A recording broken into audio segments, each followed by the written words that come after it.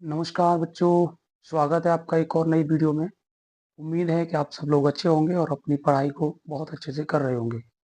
चलिए, तो हमने आपके लिए एक और टॉपिक तैयार किया है, जिसमें heating effect of electric current से रिलेटेड हम बात करने वाले हैं, जिसको बच्चों हम जूल्स लॉ भी कहते हैं। ठीक है, तो आपको तो पता ही होगा कि जूल्स लॉ इसे क्यों कहते हैं, क्योंकि इस लॉ के अकॉर्डिंग बच्चों जो भी आप अपने डेली लाइफ से रिलेटेड, जैसे कि इलेक्ट्रिक आयरन, आपका इलेक्ट्रिक गीजर, इलेक्ट्रिक गीजर और इसके अलावा और भी चीज़ें आपकी, जैसे कि इलेक्ट्रिक टोस्टर है। ठीक है, ये सारी चीज़ें, माइक्रो ओवन वगैरह, इन सारी चीज़ों के अंदर हीटिंग एलिमेंट होता है और इस एलिमेंट की वजह से वो ऑब्जेक्ट हीट होती है। तो इसी चीज़ को जूल्स लॉ के द्वारा यहाँ पर बताया गया था, और उस जूल्स लॉ के स्टेटमेंट में ये कहा गया था कि आपका जो हीट रिड्यूस होगी वो डायरेक्टली प्रोपोर्शनल होगी आपके स्क्वायर ऑफ द करंट और उस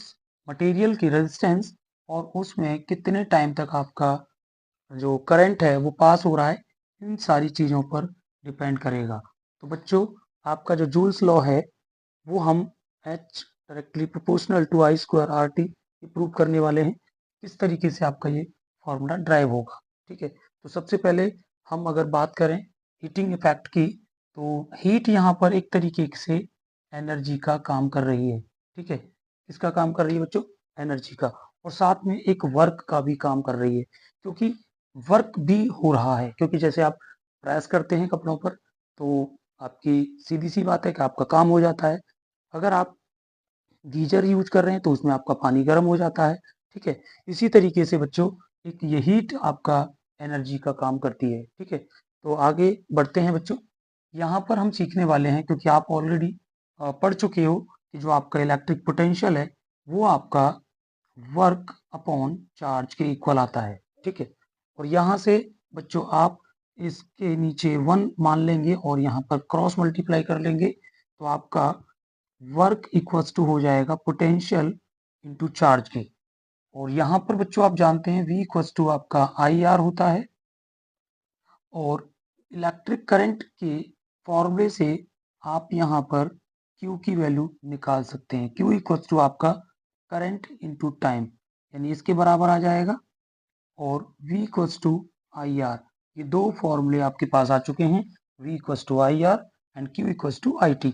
ये आप इस इक्वेशन में पुट कर देंगे। ठीक है, अब यहाँ पर आप W इक्वल्स टू V की जगह पर आई आर रख लेंगे और साथ में Q की जगह पर आई टी रखने वाले हैं। ठीक है, तो यहाँ से बच्चों I और I आपका मिलके मल्टीप्लाई में आई स्क्वायर हो जाएगा, और यहाँ से R और T, और ये आपका जो वर्क है ये हम कंसीडर कर लेंगे एज ए हीट, यानी इसको हम H से रिप्रेजेंट कर देंगे। और यहाँ पर आपका ये आने वाला है आई स्क्वायर आर टी के इक्वल।